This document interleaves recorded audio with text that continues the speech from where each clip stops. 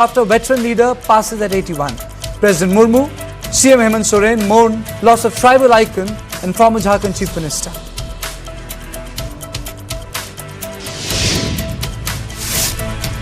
Congress postpones Bengaluru protest to August 8th after Shibu Soren's demise. Rahul Kharge to attend last rites. Randeep Surjewala confirms delay. Protest to target alleged voter fraud in Mahadevapura still on.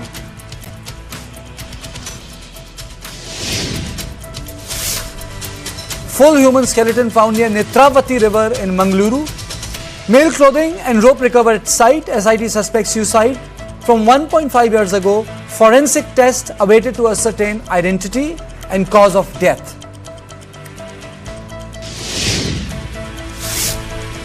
Delhi government tables bill to curb arbitrary private school fee hikes. Heavy fines, 3-tier regulation proposed. Schools can revise fees once in 3 years. Repeat offenders will face up to 10 lakh fine and management bans.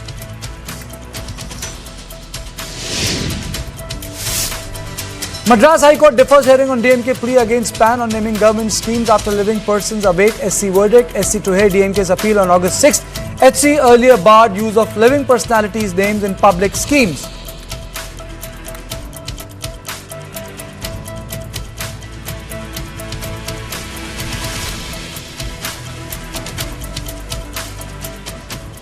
Now our first deep dive, and our first deep dive is actor and Rajya Sabha MP Kamal Haasan has once again fueled controversy. This time invoking Sanatan Dharma in a fiery speech on NEET exam. At the 15th anniversary of the actor, Surya's Agaram Foundation, the M&M chief slammed NEET for denying education to deserving students. He said, quote unquote, since 2017, the law has denied education to so many children. Even Agaram Foundation can't help. Only education can change the law. It's the only weapon that can crush the chains of dictatorship. And Sanatan, let me play out the bite of Kamal Haasan. புரியுதா ஏன் NEET வேண்டாம்ங்கறேன் 17ல இருந்து இந்த வாய்ப்பை 13 தான் மொத்த நம்பர்னே வெச்சுப்போம் 20 தான் வெச்சுப்போம் 2017ஆம் ஆண்டு முதல் இன்றைய தேதி வரை இந்த மாதிரி அத்தனை பிள்ளைகளுக்கு கல்வி கிடைக்காமல் செய்து விட்டது இந்த சட்டம். அகரம் நினைச்சா ஒண்ணும் விட முடியாது. அந்த சட்டத்தை மாற்றி எழுதக்கூடிய பலத்தை தருவது கல்விதான். What is the meaning of Sanatan? To put it loosely, it can mean eternal, everlasting. It is often considered a way of life, rooted in truth, duty, and spiritual consciousness. But over time, it has been increasingly politicized as a synonym for Hinduism. Despite its philosophical and spiritual roots, Sanatan Dharma has evolved into a politically loaded term. Today, regardless of its original meaning, it has increasingly used as a synonym for Hinduism, fueling political narratives and identity debates. Now let's talk about Kamal Haasan, a votary of liberal politics. Kamal Haasan has quoted a lot of controversies. Here's a quick rundown. In May 2019, in Tamil Nadu, he called Nathuram Godse India's first terrorist and added, the first terrorist of independent India was a Hindu. His name was Nathuram Godse. In July 2018, he also questioned the sanctity of a Brahminical symbol, including the sacred thread. He said, there is only book thread that I avoided, the Punal that I missed. November 2017, in Tamil magazine Ananda, Vikat and Kamal wrote, the Hindus cannot challenge others to show extremists among them, since extremism has spread to the extent even among the Hindus. This begets a question, is there a Sanatan-phobia in liberal politics? Other political leaders who slammed Sanatan Dharma have also used it as a political tool, and Kamal Haasan isn't alone. Over the years, Sanatan Dharma has become a frequent punching bag in Indian political discourse. Jitendra Hawad reiterated that Sanatan Dharma promotes inequality and is unfit for a democratic nation. Udayanidhi Stalin, he said Sanatan Dharma is against social justice and must be eradicated. Mr. Raja compared Sanatan Dharma to HIV, saying it's a disease that must be eliminated. Mr. Chidambaram said, in 2021, I strongly condemn the statement by a BJP leader and member of parliament who said that the BJP has come to Tamil Nadu to eradicate Periyarism. Father Periyar was the one who fought against, triumphed over the toxic ideology of Sanatan Dharma, and subsequently Satish Jharkyoli. Now, he said Sanatan Dharma is not an Indian concept. Udit Raj said bluntly Sanatan is nothing. So why has Sanatan Dharma become a hate figure for modern liberal politics? Can't a nation derive strength from its civilizational and spiritual heritage? Even caste reforms have emanated from religious and spiritual streams within Sanatan Dharma. So why this hatred? So on this issue, I introduce my guest Arun Anand, senior journalist, Advocate Nikhil Jain, political analyst, Professor Dinesh Srivastava, political analyst, and Nirmal Abraham, columnist and political analyst. Thank you so much for joining me. Let me straight away first go to Arun Anand. Arun, is there an issue in India's liberal political stream? Has it become Sanatan-phobic? Thank you, Karthike, for inviting me to the show, and it's always a pleasure to be on your show. And good evening to the viewers. No, I think this stream of being Sanatan-phobic was always there since what you call the 1920s, when the Communist Party of India came into existence. Then post-independence also, this stream continued. But if you would look at carefully, I just want to make an interesting point. All those who have opposed Sanatan Dharma, because of their lack of probably understanding, or because even probably they understand but still want to oppose it to score some brownie points and to get some minority votes. So all of them have been marginalized. Leftists who were a strong power in 1950s, they got marginalized because they lost a connect to the ground. Similar thing has been happening with Congress also. So the common people on the ground, they accept Sanatan Dharma as a way of life, and I'm not saying even those who are going to temples or those who don't go to temples. So even Muslims, even Christians, so all of them accept them as followers of Sanatan Dharma. So I think it's people like Kamal Haasan, when they say something and it resonates too much, so they are punching much above their weight. They've been rejected by the common people of the country. Those who understand Sanatan Dharma, and I just want to end my point by just mentioning one thing. Mahatma Gandhi, he himself always called himself a proud Sanatani Hindu. And in fact, he wrote this basically in Harijan also, that he's a proud Sanatani Hindu. He wrote it several times. And he always said that, Hinduism, the form of Hinduism which you see, the institutional framework, so that's basically a manifestation of Sanatan. Okay. Opening comments, Professor Dinesh Srivastava. Look, Karthike, as a matter of principle, we don't find any Vedic reference to Sanatan. There is no specific reference to Sanatan. Number two is, if you say, as earlier speaker has said, that it is a way of Hindu life, that means you believe in Varnashram system. If you believe in Varnashram Are you system, saying, sir, sorry, I'm interrupting you. Are you saying that they are too closely correlated? A lot of people would say Sanatan Dharma has nothing to do with Varnashram Dharma. No. The moment you say that it is Hindu way of life, the moment you say that, first of all, Sanatan is not a Dharma. Sanatan Dharma is a sect, as Arya Samaj is a sect. And all these are later emergencies. All these are modern Indian emergencies. None of them has ancient in dealing with it. Hindu way of life was Hindu. There is a way of life in Hindu also in different. Sindhu way of life, Dravidian style of life, Dravidian way of life, Peninsular Indian way of life. Throughout ancient Indian and medieval Indian history, we find these differences. That is why we always say that India is a country of unity and diversity. Okay. What Mr. Kamal Haasan has said, he has said correctly that education gives you power of understanding the society, the nation, the world. And it empowers you to have the philosophical understanding of the world. The corrupt powers, the fascistic tendencies power, the fascist powers, the capitalist power will always try to see to it the people are fall into the prey of the bogey of religion, the bogey of the sects, the bogey of the falsehood, the bogey of the religious understanding only, and forget about education. That is why this government is bent on they have already closed over 80,000 government schools, and they are going to close 50,000 more. Okay. So that the students do not get the younger generation, do not get the scientific temperament. The bogey of religion is always used to not to allow to development of the scientific temperament. Okay, so you're okay. You have taken a Nehruvian approach. Fair enough. I respect that. You're one of my panelists. Nirmal, I mean to say, is it really necessary? Is it really necessary to make fun of Sanatan? You know, maybe it's ancient, maybe it's medieval, maybe its origins are in modern. But the importance is how people conceive of Sanatan to be. So, is it really important to just rebuke the civilization sense of civilizational heritage for the so-called perceived modernity, emancipation, and progress? I think it's got a lot to do with connotations, as you rightly said, because Sanatan Dharma is a term or a concept which has multiple connotations. It has a philosophical connotation, a cultural connotation, a religious connotation, a spiritual connotation, and a political connotation. So the mistake that Kamal Haasan did, no, I agree with a couple of things. To be honest, I agree with a couple of things that Kamal Haasan said.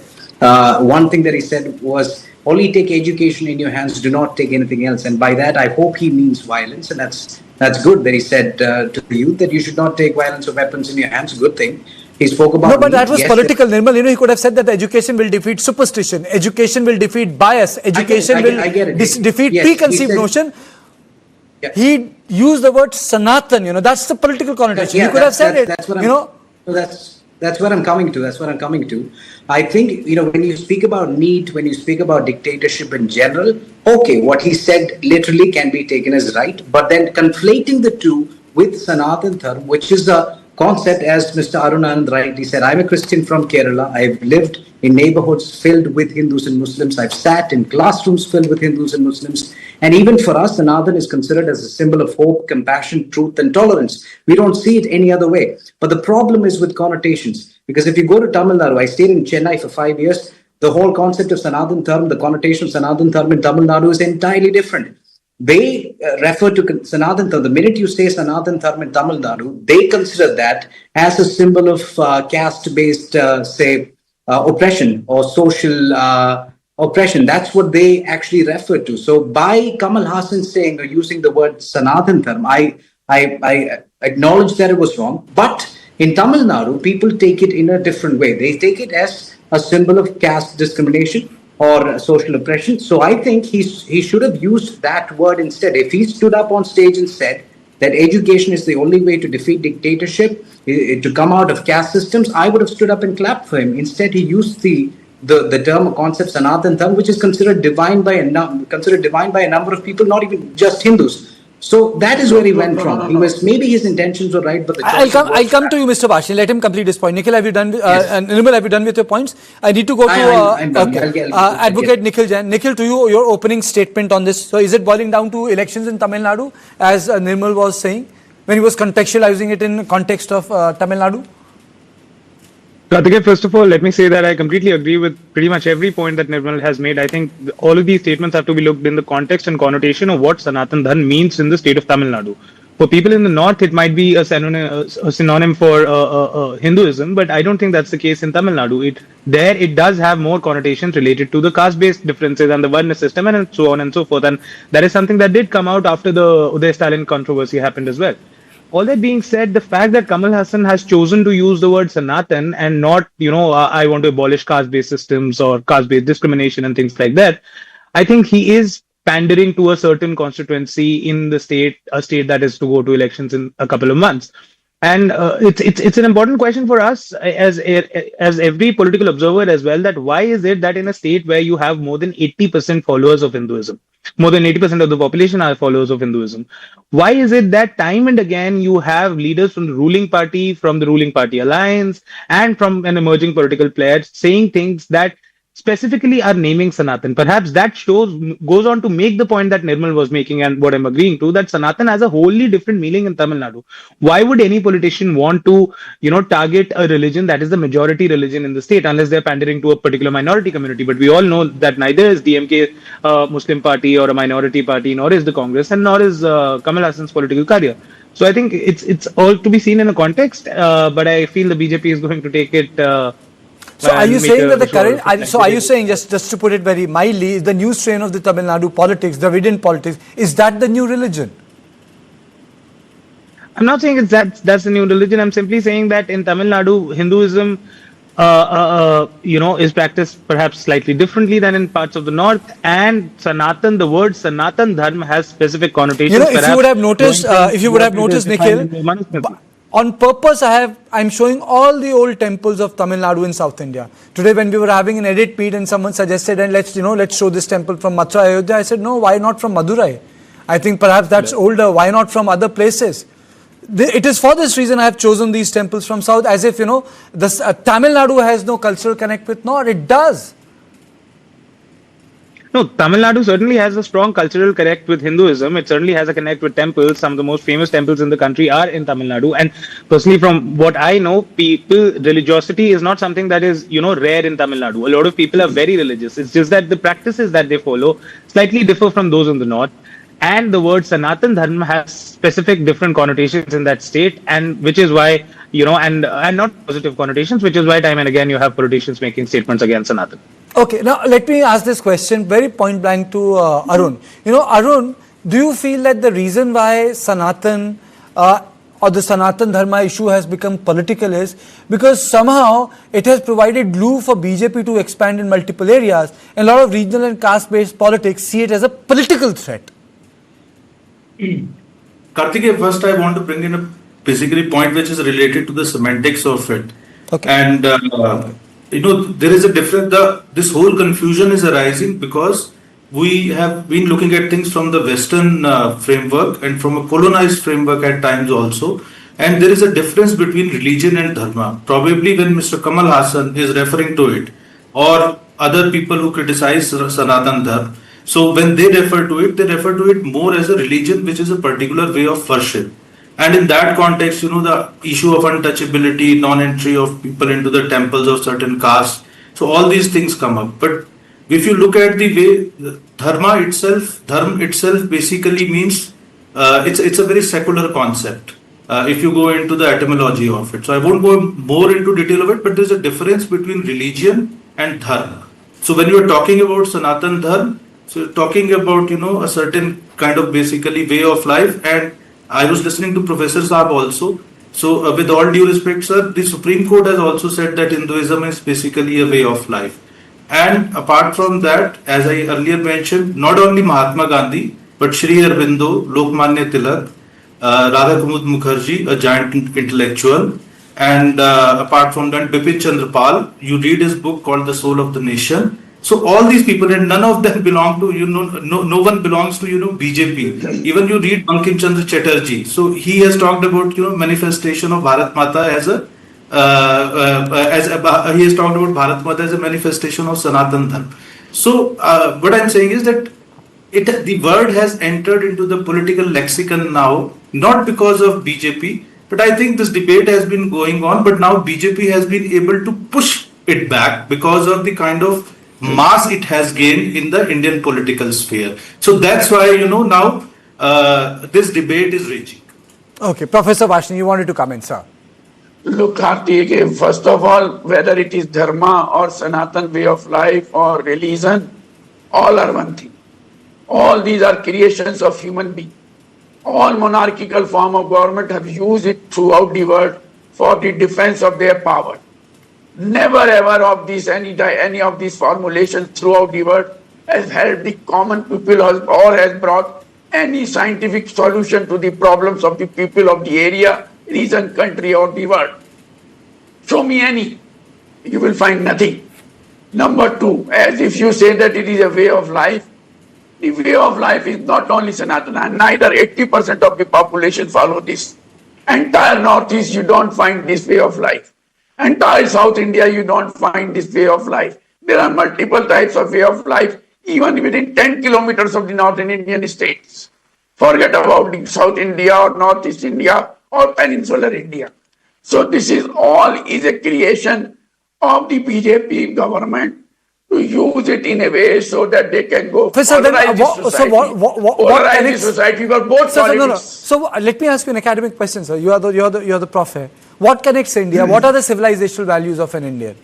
How do we define words like Bharatvarsh, Aryavrat? Now, I have not invented, neither I think RSS invented, which is 98 years old. Where have these imaginations come from? Look, the Bharatvarsh is only one reference. It is not, there are so many references, only one reference. Throughout the historical canonical text, only one reference. Number two, The civilization way of life is to see to it what was the nature of the agriculture during our civilization. What are the nature of the craft during our civilization? What was the nature of the oppression by the ruling powers of the nation, states? What was the nature of this thing? It is not like that you alter the NCERT book and whatever you say is correct. It is not correct. One example of one thing cannot lead to the generalization of that history. So who is demonizing history, Professor Varshni? I mean to say BJP RSS, it is obvious. they're demonizing history.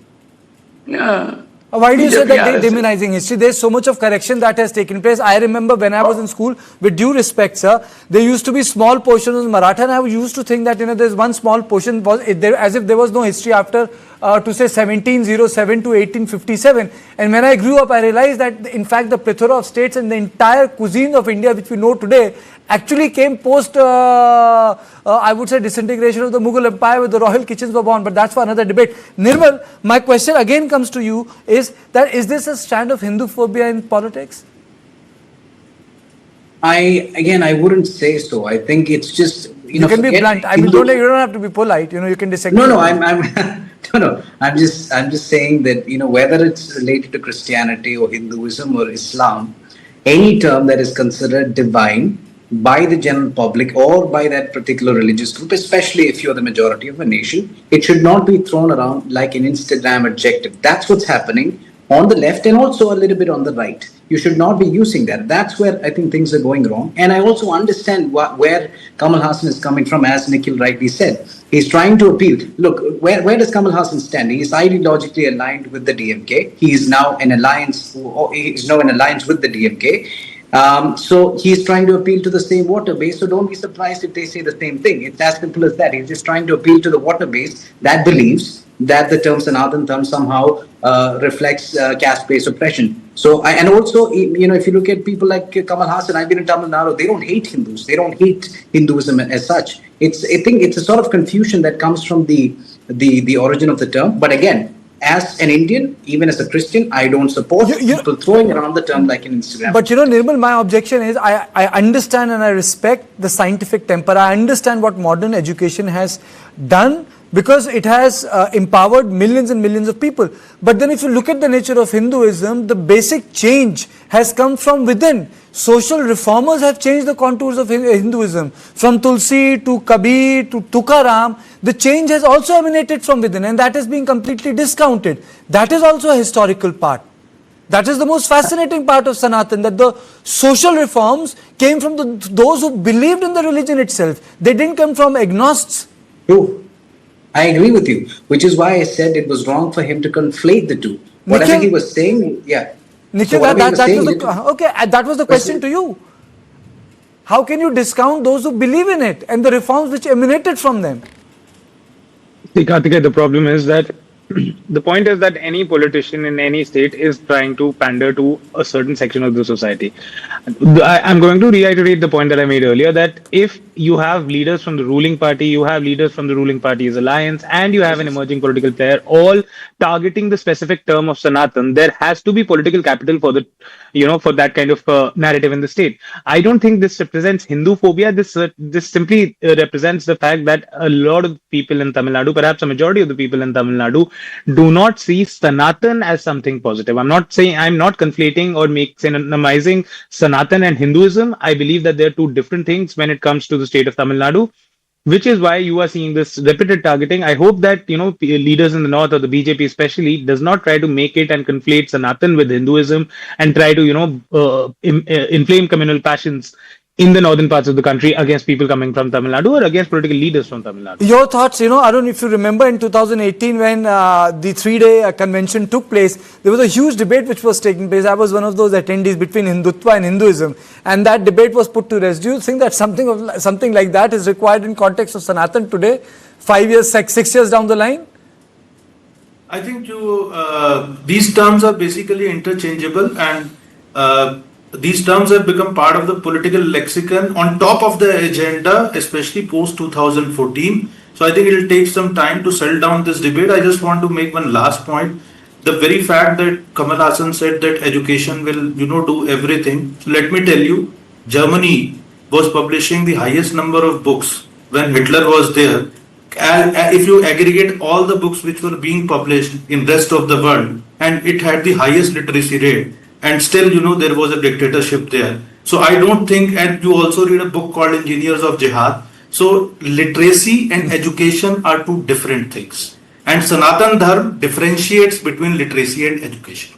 Thank you. Thank you. I've really run short of time. Thank you for this riveting conversation. I personally feel that, the politicians must, or people in public life must refrain from hurting sentiments. And this is not the first time Mr. Kamal Haasan had done so. He did so even in Bengaluru in context of language. But then, the politics comes first and we understand which side of the bread is buttered.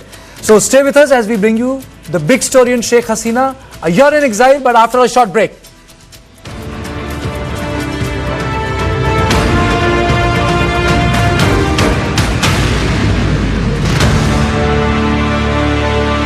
Associate sponsor Diana premium beauty soap पहली झलक करे खूबसूरत खूबसूरत सी तुम कोई चिंता करो पीछे भरोसा खड़ा है तुम्हारे तुम नया कल बनाते रहो जब कोई हमारी बाकी चिंताओं को संभाल लेता है तो हम कर पाते हैं खूबसूरत सी कोई चिंता। टाटा कैपिटल में हम आपकी हर फाइनेंशियल चिंता को संभाल लेते हैं ताकि आप करें सिर्फ खूबसूरत चिंताएं। ड्रामा मतलब बेबो, स्वीटेस्ट मतलब लोलो, पार्टी मतलब जेलो और 10 मिनट्स मतलब बिग बास्केट। ये लो 10 मिनट्स मतलब बिग बास्केट, 10 मिनट्स मतलब big basket. Go condoms? It's over there.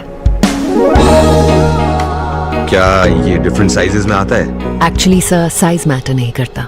तो फिर क्या मैटर करता है? The hardness Of the condom. of what's inside. For the first time ever, presenting Hard Rock Gel, the hardness gel for men. अब free हर score condoms के 10 pack के साथ। Chandigarh, Coimbatore, NCR and Bangalore, Jaipur, Ahmedabad, Raipur and Hyderabad. We've been here, we've been there. Veka's been just everywhere.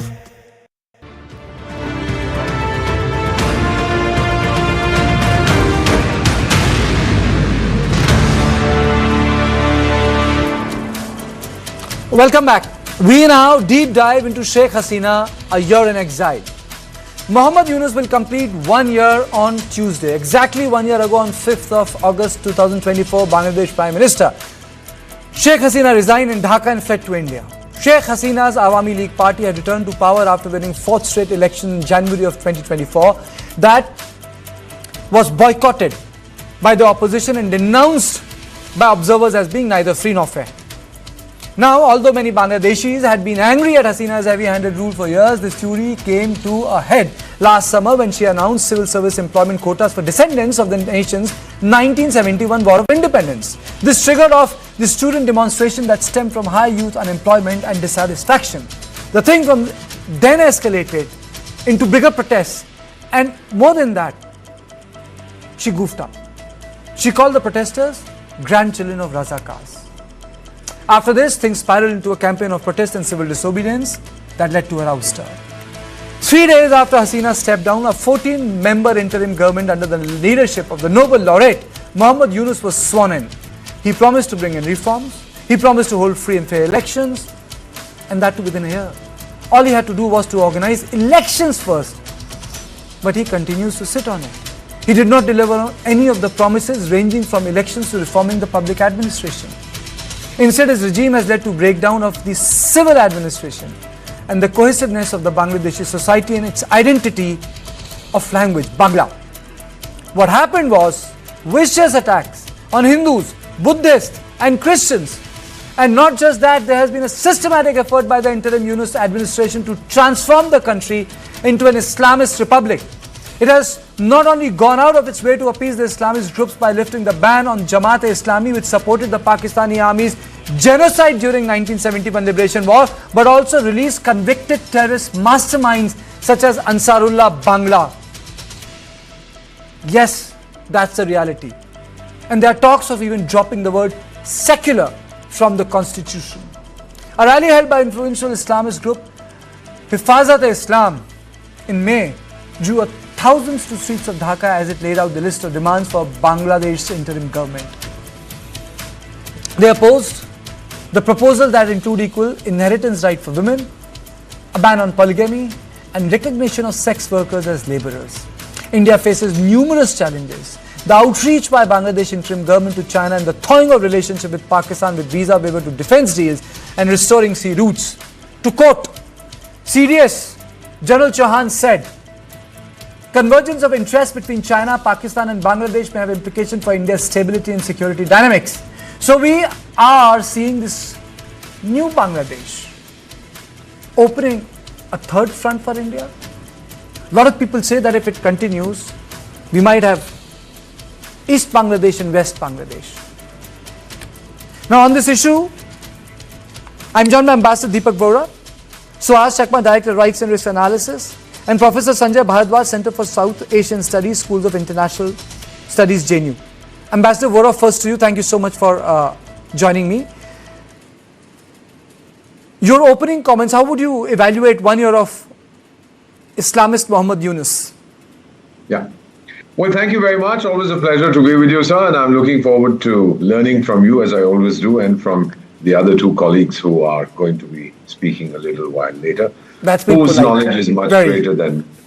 Thank you. Now, let me just put it to you. I've been ambassador in 6 countries, served in 7 others, and I've seen regime change. The euphoria vanishes very quickly, especially when the change is either imposed from outside or there are internal dynamics that instigate a change of regime. Whatever happened to Sheikh Hasina was regime change inspired from outside. What was the promises made? What were the reasons for the change? Well, people got very upset that she's a dictator, she's Adolf Hitler's granddaughter or whatever, and she has to be thrown out and there's no democratic freedom, etc. Those were the arguments that were being used at that point of time. However, when this gentleman came in, he's 87, 88, for some reason, sir, Bangladesh doesn't seem to be able to move past its revenge-driven culture of politics. The impression that I get as an observer, and I'm a friend of that country, I've been there many times, that he is obsessed with getting her back and teaching her a lesson. Everything else can wait, but this is the most important thing. You know, the reports were written to revitalize the bureaucracy. These are lying unattended. Democratic reforms have been slow, and religious fundamentalism is rising. You've talked about China. You've talked about the United States. Is a new front being opened against India involving Pakistan and Bangladesh? No, very, very unlikely, because I don't think that the people of Bangladesh, especially those, I'm 74, those who are north of 60 would have forgotten what they went through when they got their independence from Pakistan. There are many, many people who will remember this. You know, Ambassador, my question to you is, we could do business with Taliban. We can have a reset with Male. What is preventing a reset in Dhaka? Is there a bigger issue than Kabul and Male, sir?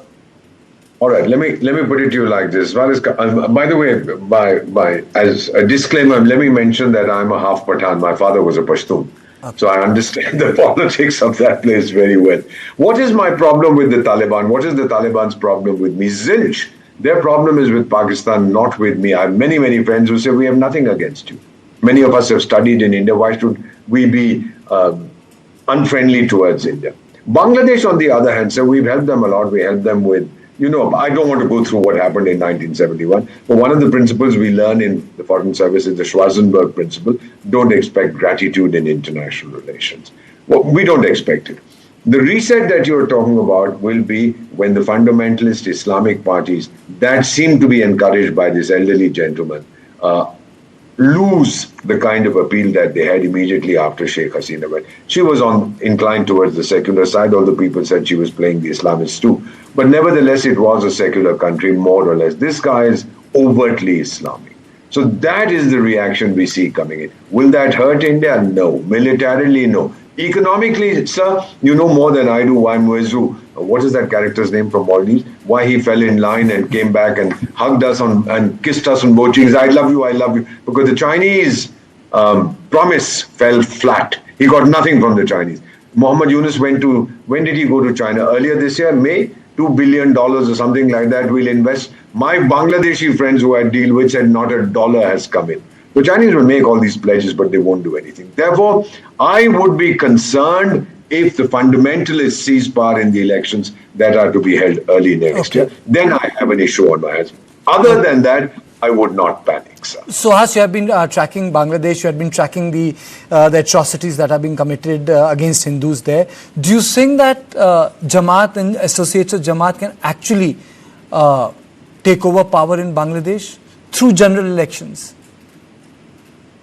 I don't think the Jamaat can actually take over powers in Bangladesh through elections.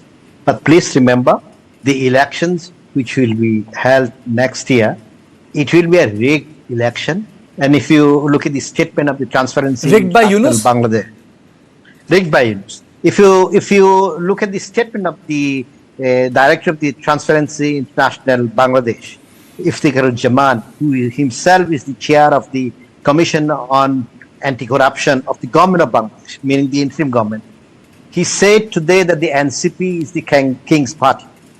So they have formed a political party to ensure that the BNP cannot come to power. If they were to give power to BNP, then they would have held the elections.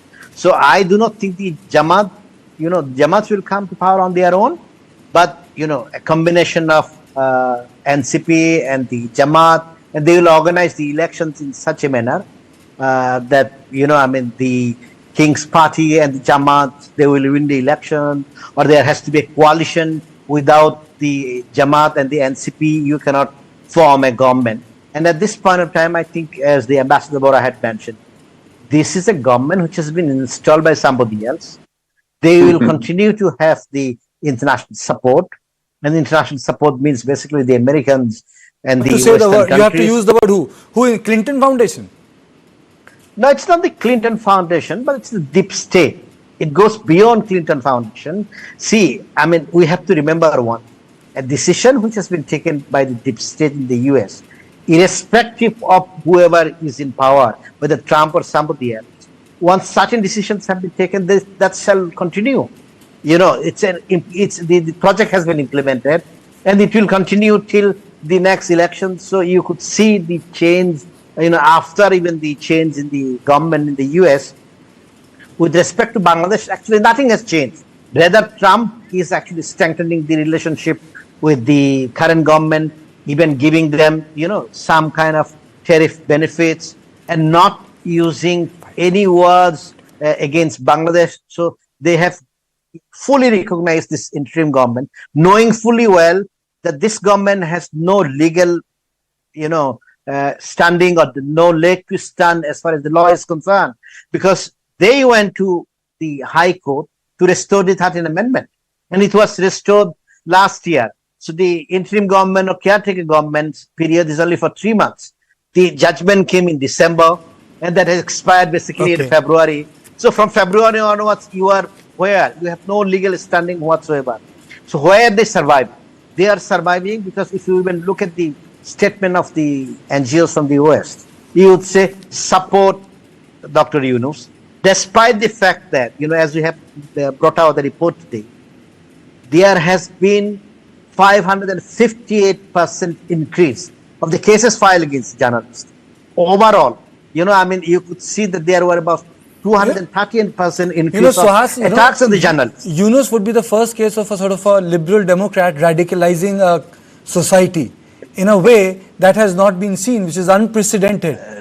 No, I think that's completely misnomer, because everybody thinks that this gentleman, because he won the Nobel Prize, that he is a peacemaker. Please remember, he is, at the end of the day, you may not agree with Sheikh Hasina on anything. You have to agree with one thing, that he is a shoot code. So at the end of the day, he is the leader of the EMI agent. What does a bank do? A bank basically survives because they have to collect the money. So that's why he got the Nobel Prize for, not because of his belief in governance and etc. And my first reaction was, we do not know the worldview of Dr. Yunus. And today we know that he is actually an Islamist. Oh, absolutely. Absolutely. I know Professor Sanjay Bharadwaj has been waiting very patiently. So my question to you is very simple.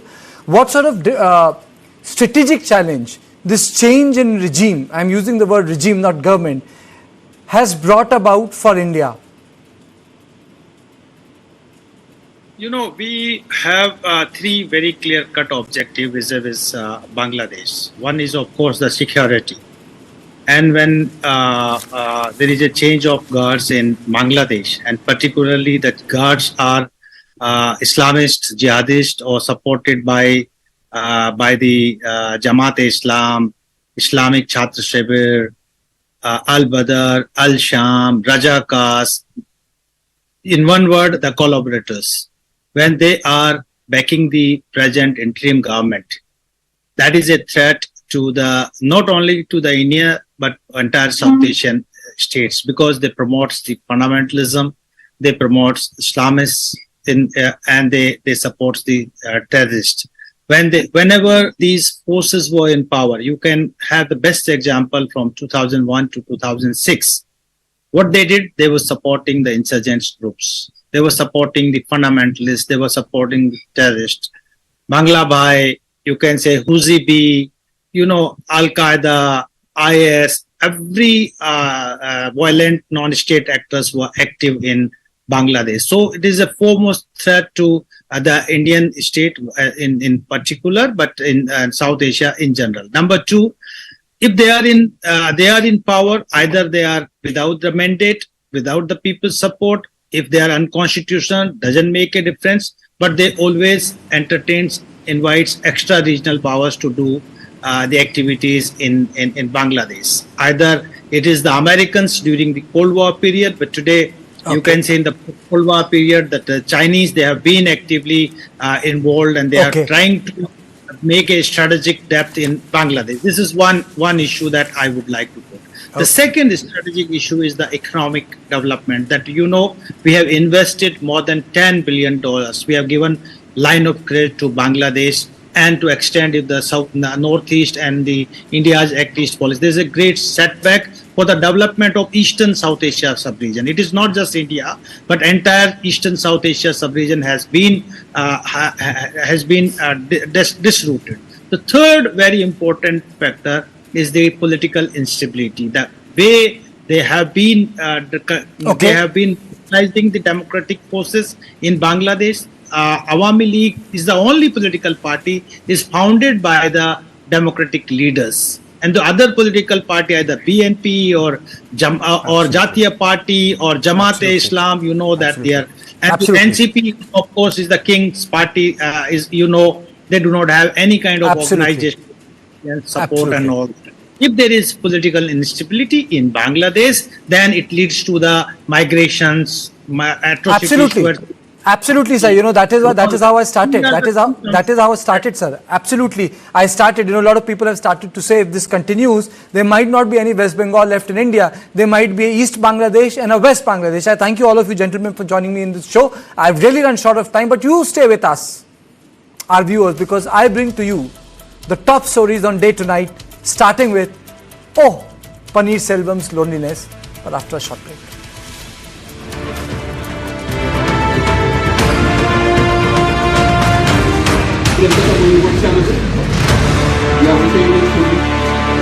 Associate sponsor anchor toothpaste, नए जमाने की नई सुरक्षा। Chandigarh, Coimbatore, NCR and Bangalore, Jaipur, Ahmedabad, Raipur and Hyderabad. We've been here, we've been there, Veka's been just everywhere.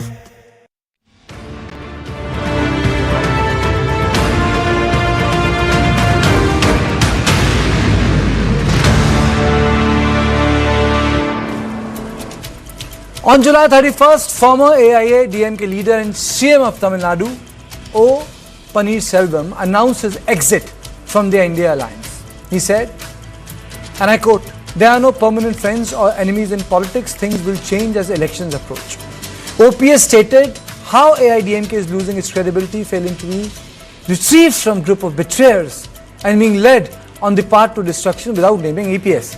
Now this move was long anticipated given the strained, ambiguous relationship with OPS shared with the BJP in coalition. And what went wrong? And what does this spell next for OPS in terms of political isolation and BJP in terms of electoral prospects? OPS's fate with AIDMK and BJP. OPS, a three-time MLA from influential Thevar community, was handpicked as Jayalalitha's political heir, stepping in as CM in 2014 during her legal troubles and again after her death in 2016. The 2021 state election saw ADMK gain 55% of votes from the Thevar community even though it lost. The impact South Bastion contributed to ADMK's vote bank owing to OPS clout amongst the community. In the last Lok Sabha polls, OPS backed BJP even after ADMK quit NDA in September 2023. But once ADMK rejoined, Amit Shah made it clear that the BJP won't intervene in its internal affairs, effectively handing control to EPS and sidelining OPS. So does OPS exit mean the BJP stands to crack the TN vote bank conundrum all by itself? And yet OPS over the years was made second fiddle when the Sangh Parivar allegedly orchestrated a rebellion between the two factions, OPS and EPS, and embraced the latter, betraying the OPS. The last straw, OPS, long hopeful of BJP's support, faced repeated snaps, the latest being denied meeting with PM Modi, Amit Shah during the July visit. While he hasn't confirmed any alliance, his recent meeting with CM Stalin fueled DMK buzz. A possible merger with Vijay's TVK is also being circulated as OPS now stands isolated, potentially denting BJP's 2026 prospects in Tamil Nadu. Now, the big political face-off erupts as Supreme Court pulls up leader of opposition Rahul Gandhi over his remarks on the Indian Army during Bharat Jodo Yatra in 2022. The top court didn't mince words, remarking that a true Indian will not say all this, even as it stated the ongoing criminal defamation case. Let's break down what happened, what the court said, and why this is turning into a political flashpoint, a big embarrassment. He is a leader of opposition and the Supreme Court gave him an earful. It all began with Rahul Gandhi's press interaction during Bharat Jodo Yatra on December 19. Referring to the border clash in Arunachal Pradesh Yangtze sector, Gandhi claimed thousands of squares of kilometers of Indian territory were under occupation.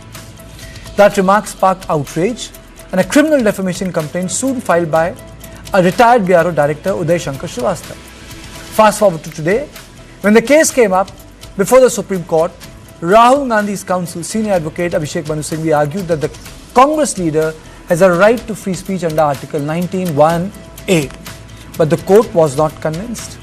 The bench reminded Gandhi's legal team that such sensitive statements, especially about national security, should be made within Parliament, not on public platforms or social media. Senior advocate Gaurav Bhatia, appearing for the complainant, defended the trial court's summons.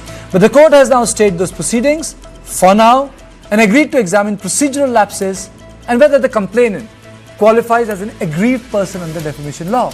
The Supreme Court's sharp word for Rahul Gandhi have triggered a fresh political storm with the BJP, calling it a strong rebuke, and the Congress insisting it's a fight for the truth. There are only three possibilities. One is the government of India or the army itself who are guarding the territory. If they provide evidence, that should be treated as an official document. Second possibility is Rahul Gandhi might have got the information from the Chinese government or Chinese authority. Where else it can come? Either from government of India or government of China. Or third is self-fabricated, self-created, self-cooked story. So Rahul Gandhi has to tell whether his claim of Chinese occupation of Indian territory is from government of India source or Chinese source or is his own creation. सबसे पहले तो बात ये है कि ये सब जुडिस है अभी केस है ना, आगे क्या होता है क्या नहीं होता है इसको देखना पड़ेगा. दूसरे इसमें आप एक तथ्य भूल जाते हैं, वो क्या बोले हो तो आपने कहा, लेकिन उन्होंने स्टे भी तो कर दिया, स्टे भी तो किया, तो सुप्रीम कोर्ट को सोच के स्टे किया होगा ना, है ना. तो ये आप तो जानिए ना. और राहुल जी तो यही कह रहे हैं सरकार से कि बताओ कि भाई क्या स्थिति क्या है, आप सही बोलो, बता दो. लेकिन आप सरकार सही जो है स्पष्ट रूप से कुछ बता भी तो नहीं रही है. The Honorable Supreme Court made a statement, if you are a true Indian, you wouldn't say this? ये सवाल हम पूछते हैं. देखिए, संवैधानिक संस्था सर्वोच्च न्यायालय राहुल गांधी की भारतीयता पे इतना गंभीर कमेंट करता है. हर देशवासी आहत है. एक भारतीय अपनी सेना के लिए जो पूरे विश्व में सबसे वीर है, कैसे कह सकता है कि वो चीनी सेना से पिट रही है? बहुत ही महत्वपूर्ण टिप्पणी है. तीसरी टिप्पणी, whatever you have to say, why don't you say in the parliament? Why do you have to say this in the social media posts? So as the political sparring intensifies, the top court has hit the pause button, but not without a pointed warning. The key constitutional questions will now be debated in court in the coming week. And now some good news. It was a test match that had everything: grit, drama, heartbreak, and in the end, pure, unforgettable glory. In a nail-biting finish on Monday morning at the Oval, India pulled off a miraculous 6-run win, defending 374 in one of the most dramatic endings in recent memory. The result? The series now stands at the level 2-2, and India retains the Anderson Tendulkar Trophy. Day 5 began with the England needing just 34 runs and India needing 4 wickets. And yet, what followed was an hour of pure theatre, nerves, tension, and a team that refused to quit. The Chris Fokis walked into with a dislocated shoulder, batting left-handed. Harry Brook dug deep. England fought with heart. But India's belief? Deeper. Mohammad Siraj, all heart, all hustle, rose to the moment. He picked up 3 of the final 4 wickets, ending with a 5-wicket haul. And with a searing yorker, shattered England's resistance. The hosts were bowled out for 367, falling just 6 runs short. India's young captain Shubham Gill praised his bowlers, saying, "When you have bowlers like Siraj and Prasidh, captaincy seems easy. We wanted England to feel the pressure all the way." A visibly emotional Siraj shared his mindset going into day 5. He said, "I believed I could do it. I thought of my father and the hard work it took to get here. But on a cloudy morning in London, it was India that shone brighter." The final scoreline, India win by 6 runs, series tied 2-2. This was Test cricket at its finest. Now with this, it's a wrap on Unmissable with me, Kartikeya Sharma. See you tomorrow at the same time with more news and views. Good night.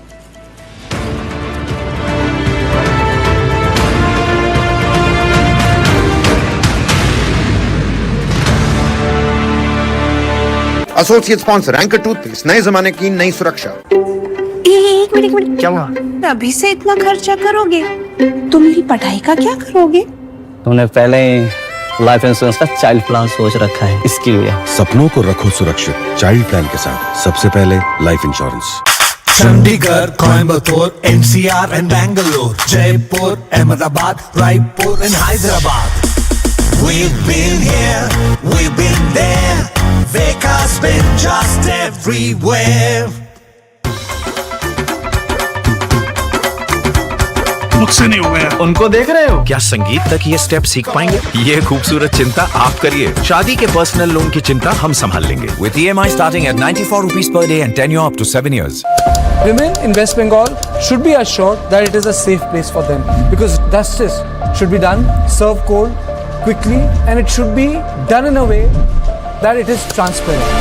Peace and prosperity cannot coexist with terrorism and proliferation of weapons of mass destruction in the hands of terror groups. These visuals are the most defining moment when India's defense minister called out China's bluff. The memories of emergency have again become very, very relevant. There is no excuse. It subverted our constitution.